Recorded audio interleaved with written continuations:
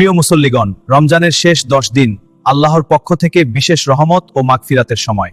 হযরত মুহাম্মদ সাল্লাল্লাহু আলাইহি ওয়াসাল্লাম বলেছেন, আমি শেষ 10 দিনে ইবাদতে সর্বোচ্চ চেষ্টা করতাম।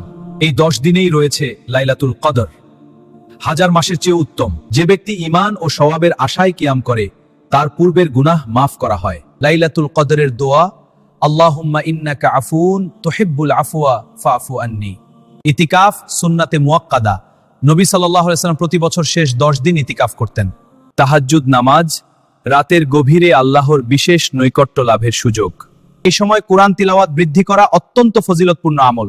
সদকা ও দান এই সময় বহুগুণ সওয়াব লাভের মাধ্যম। দোয়া কবুলের বিশেষ সময়, বিশেষ করে শেষ রাতে। জাহান্নাম থেকে নাজাতের ঘোষণা। এই 10 দিনে অসংখ্য বান্দা মুক্তি পায়। নিজের গুনাহের জন্য কাঁদুন, তওবা করুন, আল্লাহ ক্ষমাশীল। পরিবারকে জাগিয়ে তুলুন, ইবাদতের পরিবেশ গড়ে তুলুন। এই 10 দিন হতে পারে আমাদের জীবনের শেষ রমজান। প্রতিটা মুমিনদের কাজ হলো আল্লাহর পথে ফিরে আসা। হে আল্লাহ, আমাদেরকে লাইলাতুল কদর নসিব করুন, গুনাহ মাফ করুন, জান্নাত দান করুন। আমিন।